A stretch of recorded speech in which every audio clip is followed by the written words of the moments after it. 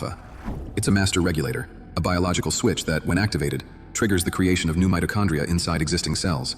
Scientists call this process mitochondrial biogenesis, the ability to literally grow new cellular batteries. Here's where it gets extraordinary. The two most powerful known activators of PGC1 alpha are controlled hypoxia, deliberate breath restriction that temporarily lowers oxygen, and cold exposure. Both create a form of biological stress scientists call hormesis, controlled stress that forces the body to adapt, rebuild, and emerge stronger. Tummo breathing, the core technique of this ancient tradition, does both simultaneously. When you perform the specific breath hold sequences in Tummo, your blood oxygen drops into a range that signals the body: adapt or fail. PGC1 alpha floods your system. Cold exposure compounds this effect through a separate pathway, triggering cold shock proteins, activating brown adipose tissue, and driving mitochondrial density in muscle cells. A 2019 study from the Netherlands found that practitioners of Wim Hof's method, which is directly derived from Tummo, showed measurable reductions in inflammatory markers and enhanced autonomic nervous system control. Control that science previously believed was impossible.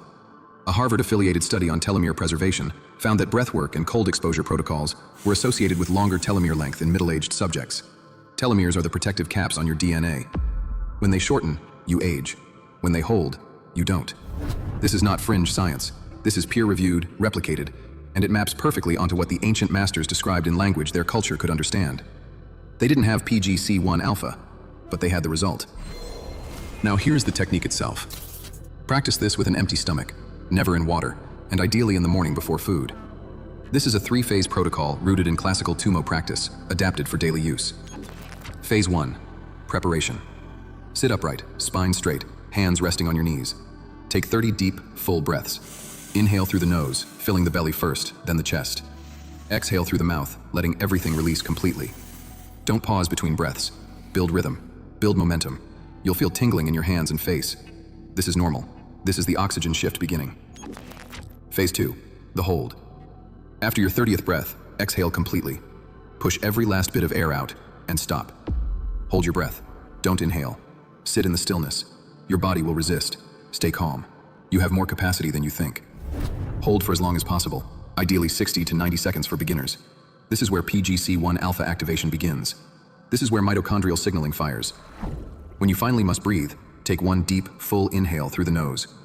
Hold that inhale for 15 seconds, pressing the breath gently into your chest and skull. Then release. That completes one round. Phase 3. Repetition and cold. Perform 3 to 4 rounds of this sequence.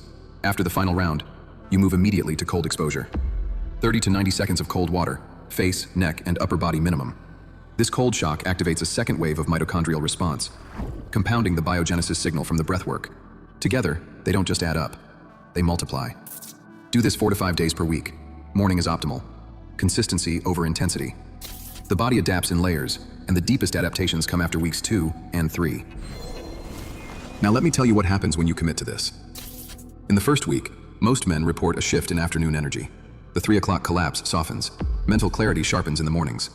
By week 3, something deeper begins. Sleep quality changes. Recovery accelerates. A baseline energy appears. Steady, clean. Not the artificial spike of stimulants, but the real thing. The kind you remember having in your 30s. By week 8, the changes become structural. Your mitochondria are proliferating. Your cells are repairing damage faster than they accumulated. Your inflammatory baseline, the slow fire that drives aging at every level, begins to cool. This is what the ancient masters called rejuvenation. Not metaphor, not optimism. A literal biological reversal of the decay pattern most men over 40 consider inevitable. You are not fated to decline. You are fated to adapt. That is what biology does when you give it the right signal. The monks in the Himalayas didn't have blood panels or PGC1 alpha assays, but they had something we're only beginning to recover. The understanding that the body is not a passive machine wearing down. It is a dynamic system waiting for instruction. You just learned the instruction.